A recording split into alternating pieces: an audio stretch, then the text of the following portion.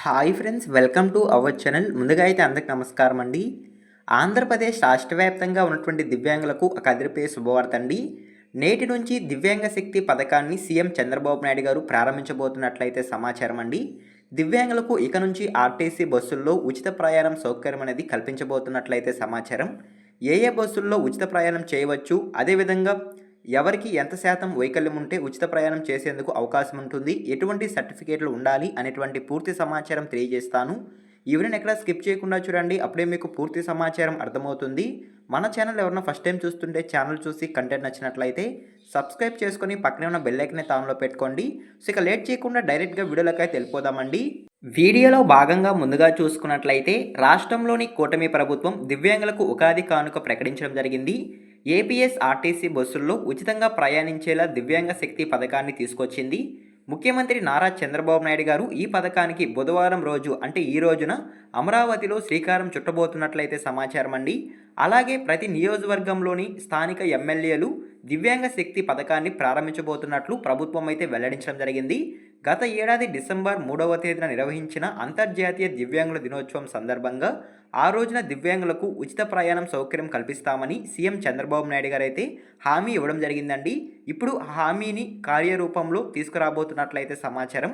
So ఓకేనా, December 3వ తేదీన దివ్యాంగుల కోసం సీఎం చంద్రబాబు నాయుడు గారు 7 వరాలు అయితే ప్రకటించడం జరిగిందండి. 7 వరాల్లో భాగంగా ఉచిత బస్సు ప్రయాణం దివ్యాంగ శక్తి పథకాన్ని అయితే ఈరోజు ప్రారంభించబోతున్నట్లయితే సమాచారం.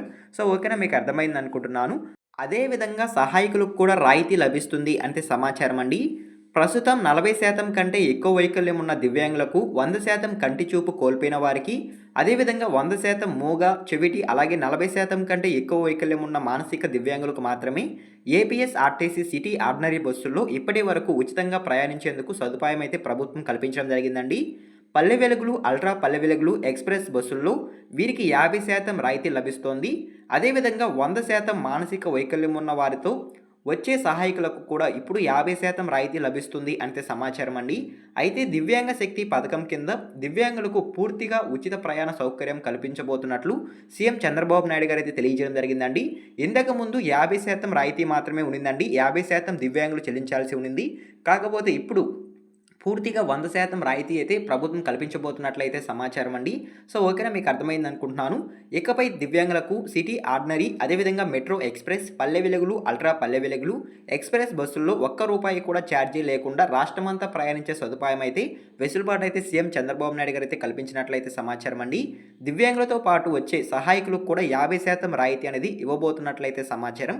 సో ఓకేనా, మీకు అర్థమైంది అనుకుంటున్నాను. అదేవిధంగా 4 నుంచి 21 వర్గాలకు ఈ యొక్క ఉచిత బస్సు ప్రయాణం విస్తీర్ణం చేరింది అనేది సమాచారం అండి. ఇప్పటి వరకు కేవలం 4 వర్గాల దివ్యాంగులకు మాత్రమే ఉచిత ప్రయాణం సౌకర్యం ఉండేది.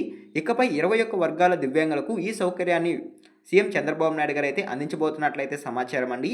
శారీరక, మానసిక, అదేవిధంగా దివ్యాంగులకు నాడీ సంబంధిత వ్యాధులు, తలసేమియా, అదేవిధంగా సికెల్ సేల్ వంటి వ్యాధిగ్రస్తులకు ఈ పథకంతో భరోసా కల్పించబోతున్నట్లయితే సమాచారం అండి. ప్రస్తుతం 1.71 లక్షల మంది దివ్యాంగులకే లబ్ధి చేకూరుతుండగా ఈ పథకం అమల్లోకి వచ్చిన తర్వాత 11,16,000 మంది ఈ పథకం ద్వారా లబ్ధి పొందేందుకు అవకాశం ఉన్నట్లయితే సమాచారం అండి. వీరిలో పురుషులు 6,86,000 మంది ఉండేందుకు అవకాశం ఉన్నట్లయితే సమాచారం.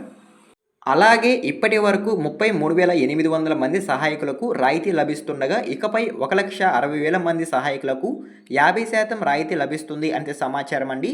దీంతో దివ్యాంగ శక్తి పథకం ద్వారా ప్రయోజనం పొందే మొత్తం లబ్ధిదారుల సంఖ్య 12,76,000 మందికి చేరింది అంటే సమాచారం. సో ఓకేనా, మీకు అర్థమైంది అనుకుంటున్నాను.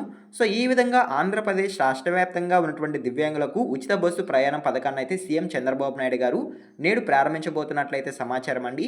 7,264 బస్సుల్లో ఉచిత ప్రయాణం సౌకర్యం అయితే కల్పించబోతున్నట్లయితే సమాచారం. సో ఓకేనా, సో సిటీ ఆర్డినరీ, అదేవిధంగా మెట్రో ఎక్స్ప్రెస్, పల్లె వెలుగులు, అల్ట్రా పల్లె వెలుగులు, ఎక్స్ప్రెస్ బస్సుల్లో మాత్రమే దివ్యాంగులు ఉచిత బస్సు ప్రయాణం చేసేందుకు అవకాశం ఉంటుంది అంటే సమాచారం అండి. ఈరోజు సీఎం చంద్రబాబు నాయుడు గారు ఒక ఆర్టీసీ బస్టాండ్‌లో ఈ యొక్క పథకాన్ని ప్రారంభించబోతున్నట్లయితే సమాచారం అండి.